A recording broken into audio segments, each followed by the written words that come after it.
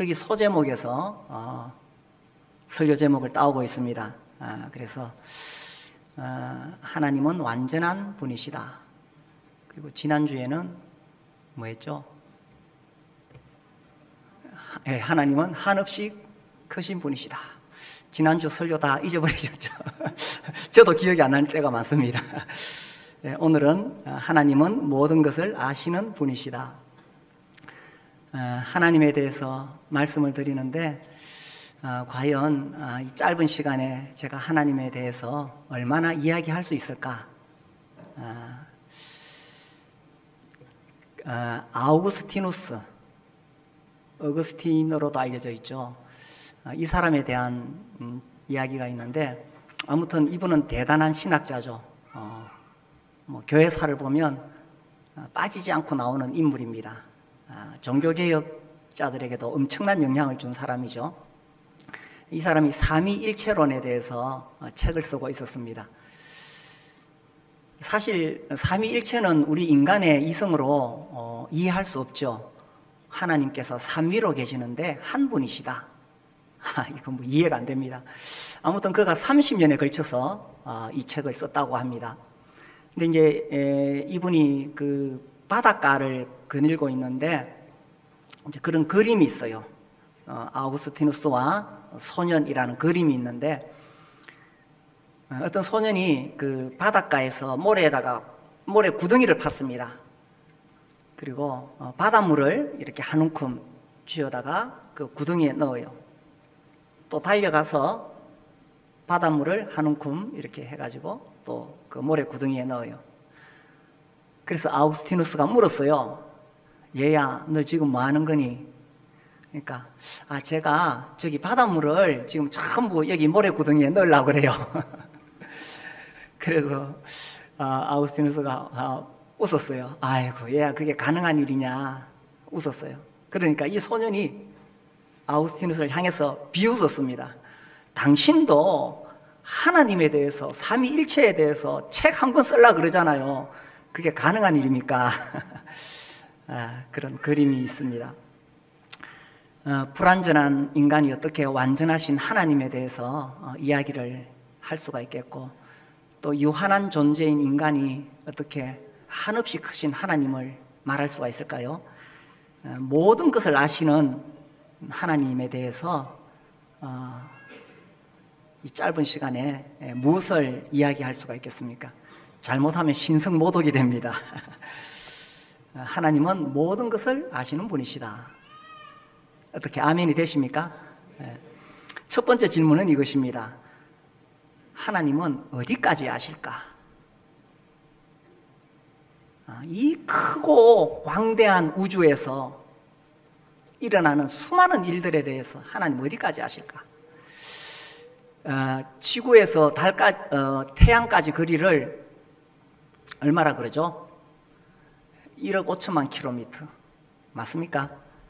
옛날에 학교 다닐 때 외웠는데 이 태양계 수금지화 목토 천해, 지금 명왕성은 퇴출됐죠.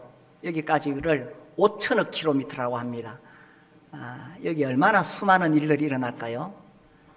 우리 태양계가 속해 있는 우리 은하계, 그 길이가 10만 광년이라고 하죠.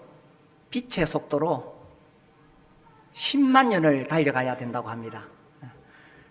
근데 이제 이런 은하계 안에 태양과 같은 별이 1,000억 개가 있다. 근데 뭐 제가 봤을 때 그건 과학자들이 추정한 것일 뿐이지, 과연 비슷하게라도 맞추었을까 이런 생각이 들어요. 그리고 하여튼 2,000억에서 4,000억 개의 별이 은하계에 있고, 이런 은하계가 우주에 1조 개가 있다. 별로 감이 안 잡히죠. 몇 년 전에는 몇 천억 개 그랬는데 최근에 또 바뀌었습니다. 1조 개라고. 근데 좀 한 10년 지나면 또 바뀔지 모릅니다.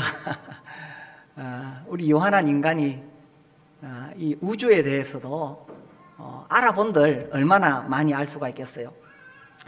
이렇게 광대한 우주에 수천억 조, 이게 숫자가 맞는지 모르겠습니다. 하여튼 그 어마어마한 별들과 또 수많은 이 우주 공간에 뭐 많은 어떤 그런 것들이 있죠. 하나님은 과연 이 온 우주에서 일어나고 있는 일들을 얼마나 아실까요? 이 수많은 별들, 하나님께서 이 수많은 별들을 얼마나 아실까요? 이 별의 개수가 몇 개인지 아실까요? 성경에 보면 이런 표현이 나옵니다. 우리가 하나님에 대해서 알아봐야 되니까 오늘 성경을 좀 많이 찾겠습니다. 시편 147편에 보면 제가 읽을게요. 4절에 그가 별들의 수요를 세시고, 한 은하계 안에 수천억 개의 별들이 있다고 하는데 그런 은하계가 1조 개가 있다고 추정하는데, 우리 하나님은 그 많은 별들의 수요를 세시고 뿐만 아니라 그것들을 다 이름대로 부르시는도다. 제가 아는 별의 이름은 수금지와 목도천해명 이 정도인데 우리 하나님은 그 많은 별들의 이름을 다 아신다는 것입니다. 그래서 5절에 우리 주는 위대하시며 능력이 많으시며 그의 지혜가 무궁하시도다. 우리 하나님께서 이 별들의 수요를 다 세고 계실 뿐만 아니라 그 이름까지도 아시니 우리 하나님은 얼마나 위대한 분이시냐. 온 우주에 일어나는 일들에 대해서 우리 하나님께서 모르시는 일이 없다는 것입니다. 그 시편 뒤에 보면 이사야가 나오는데 이사야 40장 26절에 이렇게 되어 있습니다. 너희는 눈을 높이 들어 누가 이 모든 것을 창조하였나 보라. 주께서는 수요대로 만상을 이끌어내시고, 여기 만상은 별무리를 말합니다. 이 이사야의 말씀은 이 당시 사람들이 우상을 숭배하니까 그래서 태양을 숭배하고 별들을 숭배했어요. 이사야는 하나님께서 만드신 별을 숭배하느냐 하면서 지금 비웃듯이 하시는 이야기예요. 하나님께서는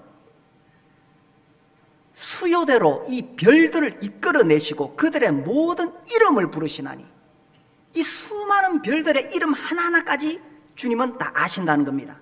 그러므로 그의 권세가 크고 그의 능력이 강함으로 하나도 빠짐이 없느니라. 하나님께서 어느 날 천사를 부르셨습니다. 가브리엘, 잠깐 와봐라. 지금 내가 보니까 4758억 6천 번째 은하계에 7867억 번째 별에 무슨 문제가 생긴 것 같다.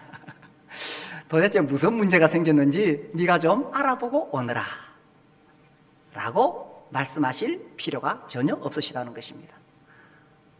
왜냐하면 온 우주에 하나님의 눈길이 닿지 않는 곳이었기 때문에. 산길을 가다 보면 저기 숲속에 피어있는 아주 작은 들꽃을 볼 수가 있습니다. 저는 그런 꽃 볼 때마다 이런 생각을 합니다. 저 꽃 사람들 관심 가지지 않습니다. 보지도 않습니다. 그런데 우리 하나님은 저 꽃 하나에 대해서도 옷을 입히시고 피우시고 지켜보고 계실까?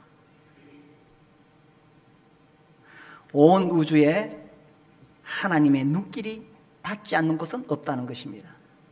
하나님 모든 것을 아시는 분이시니까. 제가 중학교 들어갔을 때 피타고라스 정리를 배웠습니다. 기억하십니까? 직각삼각형에서 A제곱 플러스 B제곱은 뒷변의 길이 C제곱과 같다. 제가 이거 배우고 깜짝 놀랐습니다. 세상에 이런 법칙이 있나. 그 이후로 수많은 정리와 법칙을 학교를 다니면서 배워왔습니다. 이 모든 것을 하나님께서 다 아시고 정밀하게 만드신 거예요. 우리가 작년에 우리 교회에서 창조과학, 기초과정, 또 심화과정 계속 세미나를 몇 주에 걸쳐서 했습니다. 뭐 대부분 저도 그동안 책을 읽어서 아는 내용이었는데 그 중에 이제 제가 몰랐던 것 하나, 물리상수에 대해서 배웠어요. 1996년 이후에 물리학자들이 우주를 연구하면서 굉장히 놀라운 걸 발견했습니다. 이 온 우주가 이게 아주 미세한 어떤 아주 미세한 어떤 그런 비율로 이게 구성되어져서 돌아가고 있다는 것입니다. 그래서 빛의 속도나 전자의 질량과 같은 물리 상수들을 조사해 본 결과 우주가 상상을 초월할 정도로 정밀하게 조정되어 있다는 것을 발견했다는 것입니다. 원자를 구성하는 전자와 양성자의 질량 비율은, 아침부터 갑자기 이상한 소리를 하죠.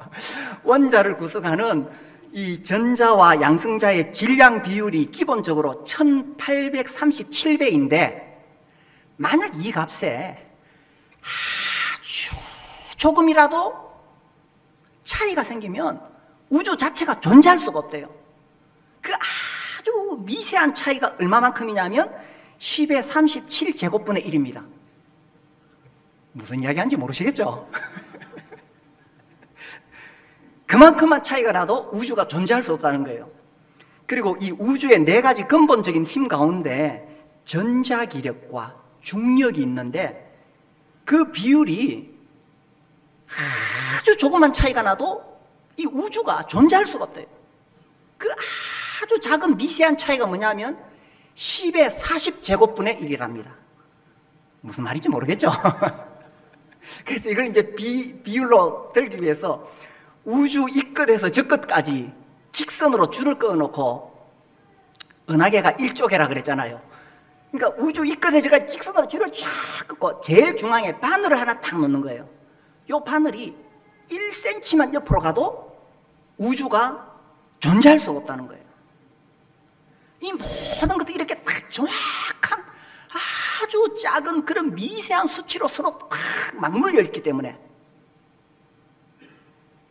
모든 것을 아시는 하나님께서 얼마의 비율이 있어야 이 우주가 존재할 수 있는지 아시기 때문에 그 모든 아주 미세한 수치까지 아시는 주님께서 그 수치대로 이 우주를 만드셨다는 것입니다.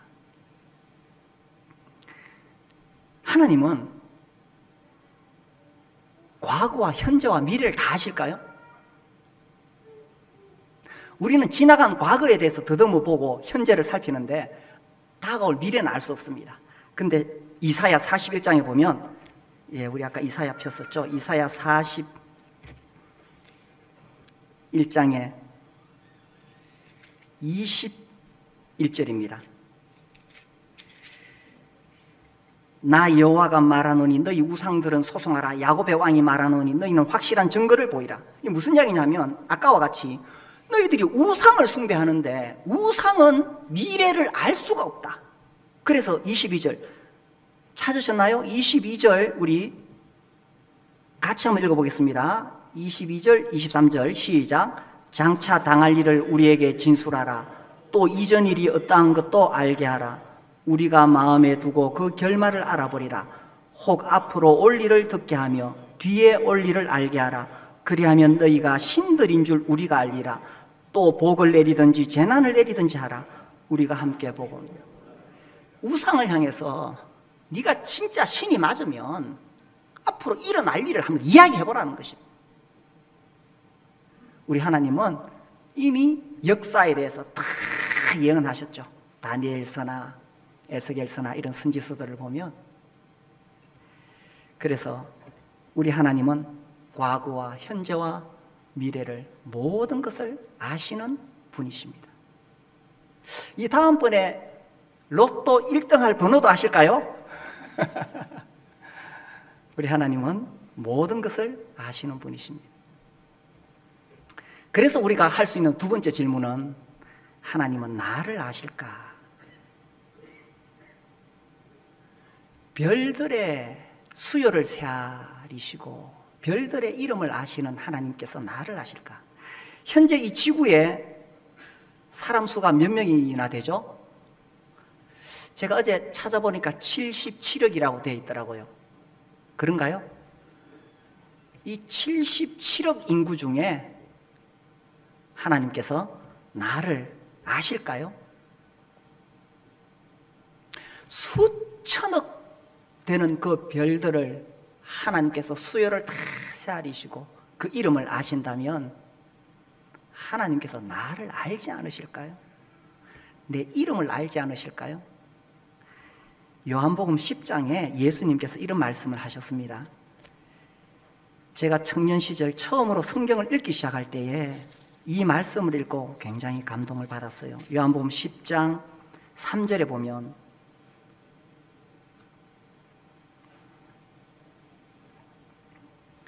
문지기는 그를 위하여 문을 열고 양은 그의 음성을 듣나니 그가 자기 양의 이름을 각각 불러 인도하여 내느니라.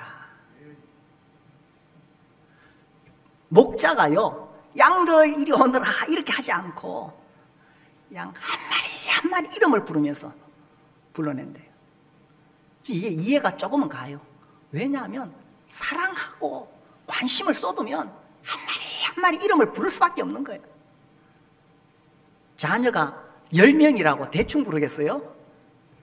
자녀가 10명이 되더라도 한 명 한 명 이름을 부르면서 관심을 쏟지 않겠어요?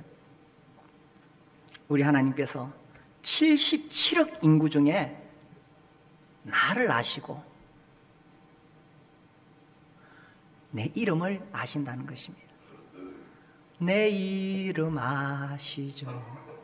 내 모든 생각도 주님이 아신다는 것입니다. 제가 이 새벽에 기도할 때에 이제 기본적으로 우리 목자, 목녀님들 이름을 부르면서 기도합니다. 그리고 또 그 목장의 식구들 이름을 부르면서 기도합니다. 근데 굉장히 피곤할 때는 막 졸음 속에서 막 쏟아지는데 억지로 이렇게 또 기도할 때도 있습니다. 그런데 어떨 때는 이제 어느 목장 딱 들어가서 그 목자, 목녀 이름 당연히 알죠. 근데 목장 식구 중에 얼굴은 떠오르는데 이름이 생각 안 나요. 이 젊은 사람이 벌써 이러면 안 되는데 얼굴은 분명히 떠올라요. 근데 아무리 생각해도 이름이 안 떠올라요. 그래서 주님 아시지요? 그 형제님. 저는 이름을 기억할지 못할 수 있겠지만 우리 주님은 그 한 사람 한 사람 이름을 아신다는 것입니다. 왜 이름을 아실까? 관심이 있으니까, 사랑하니까. 우리 하나님이 우리한테 얼마나 관심이 있는가를 설명하기 위해서 예수님이 이런 말씀을 하셨어요. 오늘 성경 많이 찾죠. 마태복음 10장에 보면은 10장 30절에 예수님 말씀하시기를 너희에게는 뭐까지? 머리털까지 다 세신 바 되었나니. 예수님이 이런 말씀을 하신 것은 하나님께서 우리에 대하여 이만큼 관심이 많으시다는 것입니다. 뭐 머리털 그 숫자 뭐 세알이나 많아 그 무슨 큰 관계가 있겠어요? 예수님이 하시고 싶은 말씀은 너희 한 사람에 대해서 이렇게까지 하나님이 관심이 있으시다는 것입니다.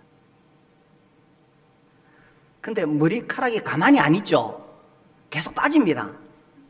하루에 몇 개 빠질까요? 어제 제가 찾아보니까 50개에서 70개 빠진답니다.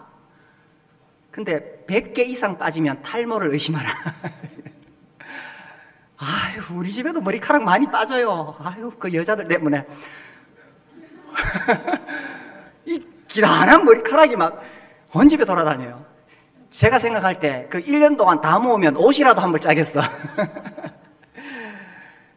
머리카락이 빠지고 새로 나고. 그런데 우리 주님이 다 세아리고 계신다는 거예요. 그래서 머리가 하나도 없는 사람이 큰 소리 치더라고요. 하나님 우리 때문에 좀 편하실 거라고. 어떤 형제님 만났는데 머리카락이 없어요. 자기가 막 아주 자부심을 가지고 있어요. 주님이 자기가 사랑스럽다고 아이고 예뻐라 예뻐라 하도 쓰다듬어 분 주셔가지고 머리카락이 다 빠졌대요. 아무튼 우리 하나님께서 머리털까지 세신다는 것은 이만큼 너에 대해서 관심이 있다는 것입니다. 하나님 나를 다 아십니다. 지난주에는 병원에 제가 건강검진을 갔어요. 중국에서 오신 선교사님 부부하고 같이 갔는데 뭐 여러 가지 검사하잖아요. 피 검사하고 뭐 하여튼 또 심장에 뭐 놓고 이렇게 검사하고 내시경 저는 수면 내시경 하고 싶은데 또 그 원장님은 꼭 또 수면 내시경 또 반대하셔요. 그래 입에다 집어넣고 막 이러는데 마치고 나오니까 내시경 하면은 밖에서 이렇게 보통 이 TV로 보여주잖아요. 그 화면으로 나오니까 그 선교사님이 나는 형제님 속을 다 봤어요. 내 속을 다 보여줬어요. 원장님이 제 위 내시경 검사하시고는 100살까지 살겠네요. 그러시더라고요. 제가 별로 속 썩일 일이 없는가 봐요. 그래서 그렇게 검사해서 우리를 알아내는데 우리 주님은 나를 다 보신다는 거예요. 어떻게 보시느냐? 살펴보신다고 되어 있어요. 시편 139편 우리 잘 아는 말씀이죠. 139편 1절에서 4절까지 우리 같이 한번 읽어보겠습니다.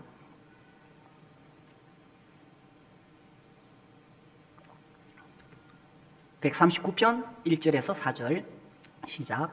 여호와여 주께서 나를 살펴보셨으므로 나를 아시나이다.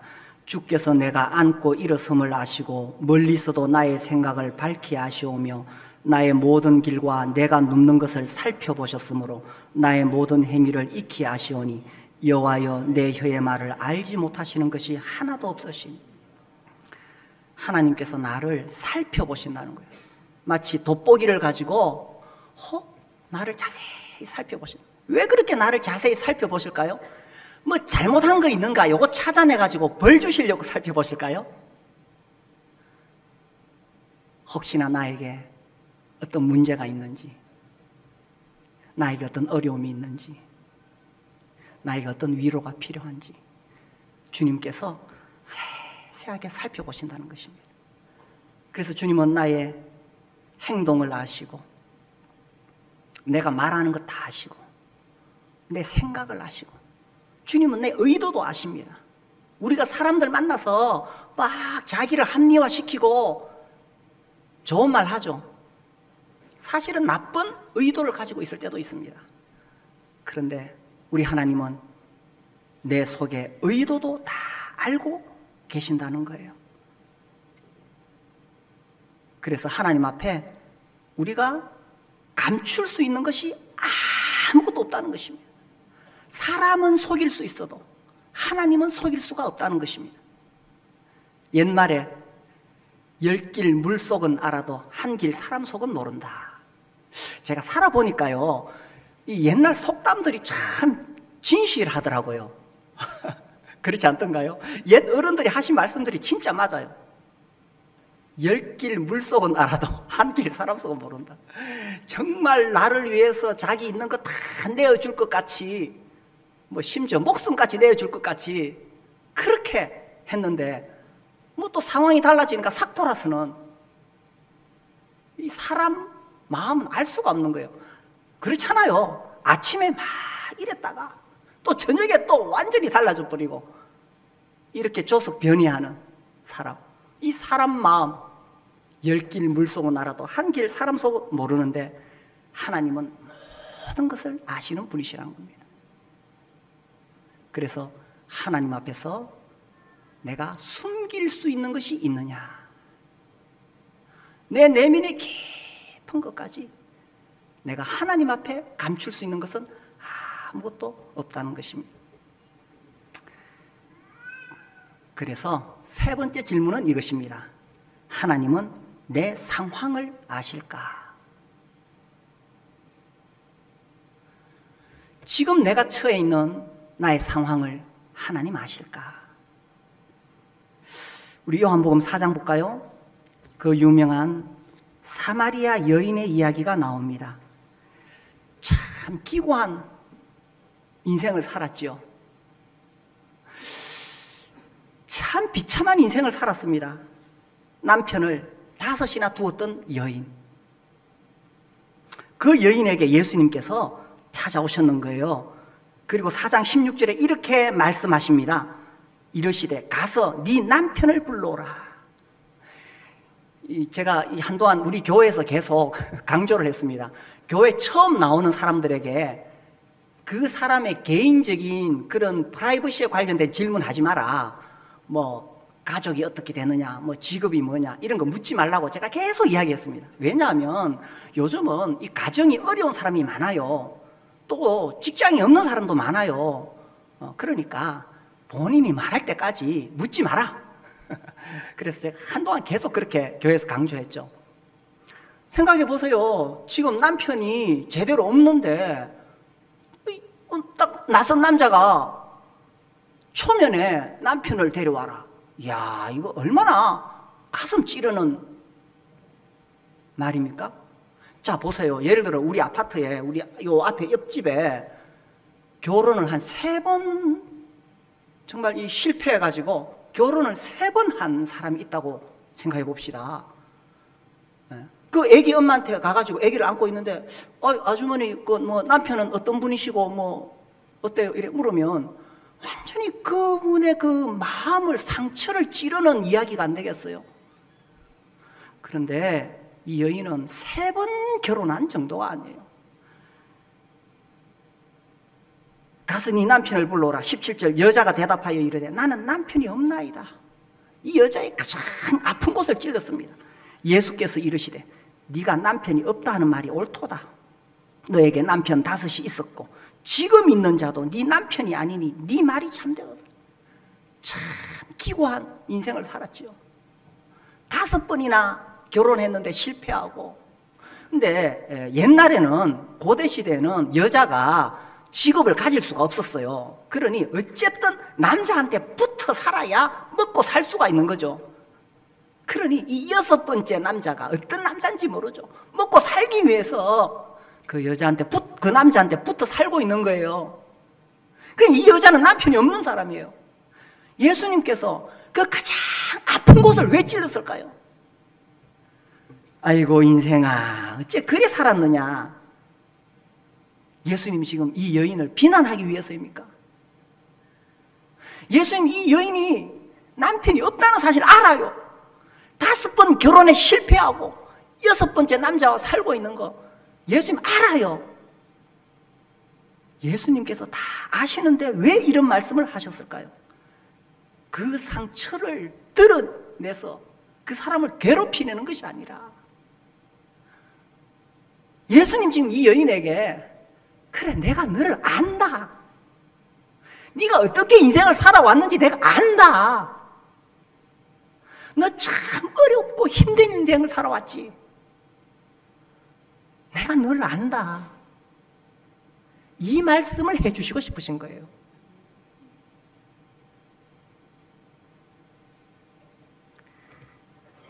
캠벨 몰간이라고 아주 유명한 설교자가 있습니다. 제가 이분의 책을 읽다가 기억나는 게 있어요. 이분이 이 사마리아 여인에 대해서 이런 표현을 썼습니다. 이미 정열이 다 타버린 상태였다. 유명한 설교자는 확실히 달라요. 이 여인은 정열이 다 타버린 상태였다. 우리는 뭔가 인생에 대한 의욕이 있습니다. 그죠? 뭔가 이렇게 막 학생들, 청년들은 뭐 결혼도 해야 되고, 뭐 돈도 벌어야 되고, 또 힘들어도 처자식 먹여 살리려고 또 해야 되고, 이런 어떤 삶의 어떤 의욕이 있잖아요. 이 여인은 열정이 다 타버린 상태, 삶의 의욕이 더 이상 없는 상태예요.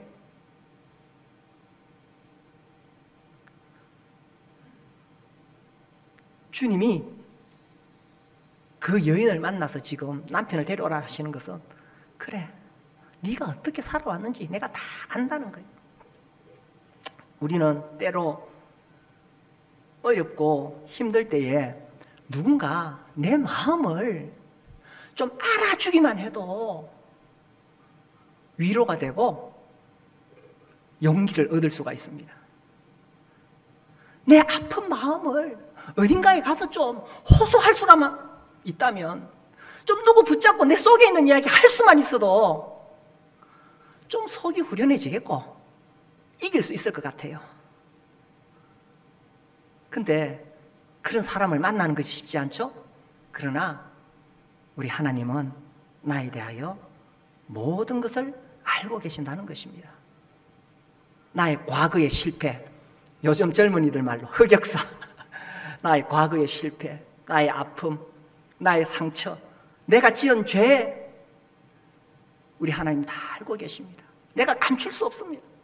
하나님 나의 상태를 아십니다. 나의 재정 상태를 아십니다. 내가 남편 때문에 지금 힘든 거 아십니다. 내가 자식 때문에 속 끓는 거 우리 주님 아십니다. 지금 내가 직장에서 어려움 당하는 거 주님 아십니다. 그리고 재정이 바닥난 것도 주님이 아십니다.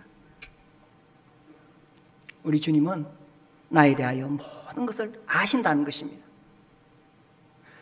아담이 선악과 따먹었을 때에 하나님께서 찾아오셨습니다. 아담아, 네가 어디 있느냐? 네가 어디 있느냐? 어디 있는지 몰라서 하나님께서 물으셨을까요? 아담은 하나님이 무서워서 부끄러워서 자기 죄를 가리려고 무화과 나무 잎으로 치마를 해 입고 나무 뒤에 숨었습니다. 근데 하나님 왜 찾아오셨을까요? 에덴 동산에서 쫓아내시려고요. 쫓아내실 것 같으면 굳이 찾아오실 이유 없어요. 그냥 하늘에서 쫓아내시면 되는데 왜 찾아오셨을까요?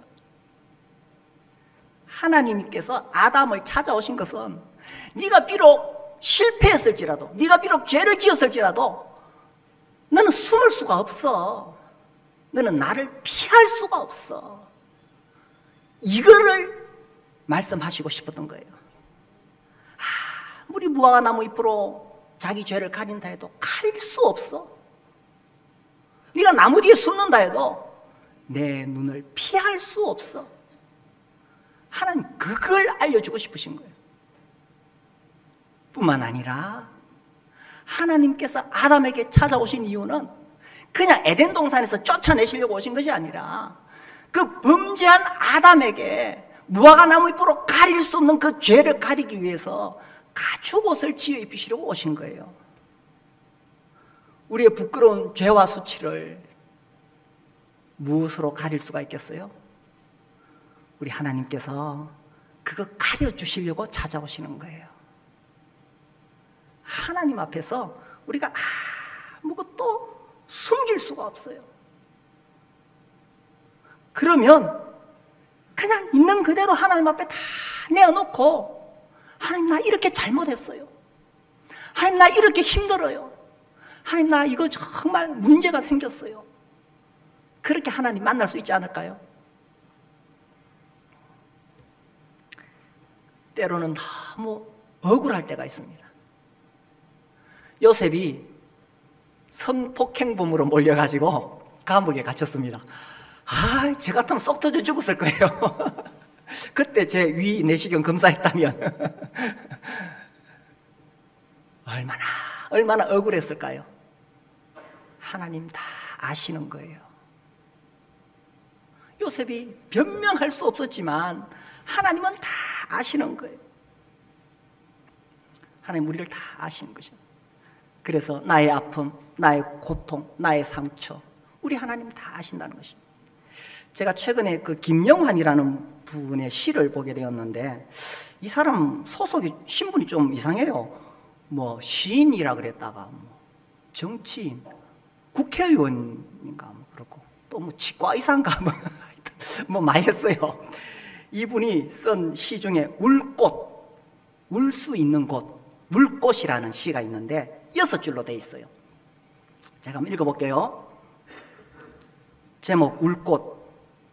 할머니 어디 가요? 예배당 간다. 근데 왜 울면서 가요? 울려고 간다. 왜 예배당 가 울어요? 울 데가 없다.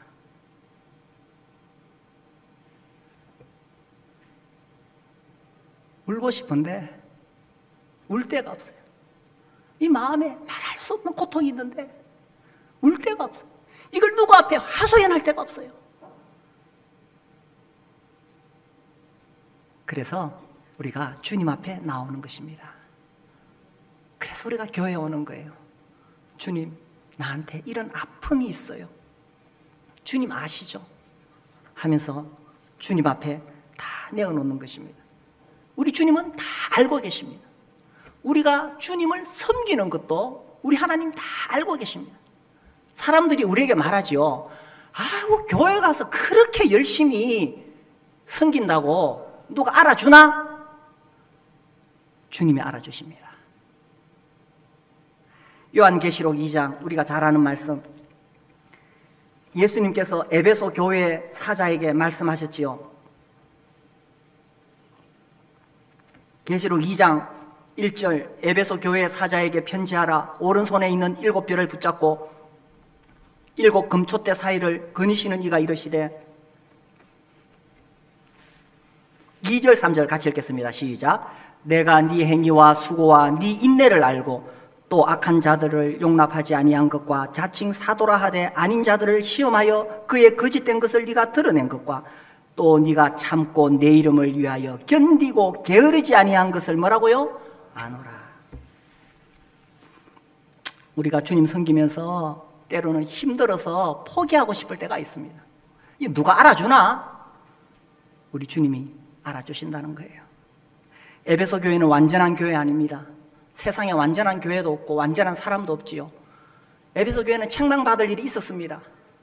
그러나 그럼에도 불구하고 그 에베소 교회가 비록 부족했지만, 그렇지만 그들이 주님을 섬기려고 했던, 내가 네 행위를 안다, 네 수고를 안다, 네 인내를 안다, 그리고 네가 참고 내 이름을 위하여 견디고 게으르지 아니한 것을 내가 안다. 우리가 주님 섬기는 거 누가 알아주나요? 주님이 알아주신다는 거예요. 하나님은 모든 것을 아시는 분이시니까.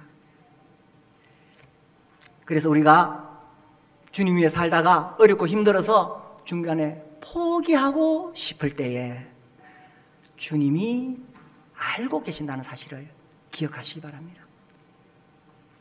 마지막으로 제가 시를 하나 읽어드릴게요. 제가 시를 하나 지었어요. 이런 적이 없었는데, 제목, 내가 다 안다. 사연으로 되어 있습니다. 사랑하는 내 아들 내 딸아, 내가 너의 얼룩진 과거를 다 안다. 너의 실패와 범죄와 네가 받은 상처도 내가 다 안단다. 사랑하는 내 아들 내 딸아, 네가 지금 안고 있는 현실의 무거운 짐도 내가 다 안다. 네가 감당하기에 너무 버거워 주저앉고 싶고 심지어 그대로 끝내고 싶은 네 마음도 나는 알고 있단다. 사랑하는 내 아들 내 딸아, 너의 어렵고 힘든 형편에도 나를 섬기려고, 지극히 작은 자 중에 하나를 섬기려고 애쓰는 너의 눈물과 섬김도 내가 다 알고 있다. 사랑하는 내 아들 내 딸아, 나와 함께 끝까지 가자꾸나.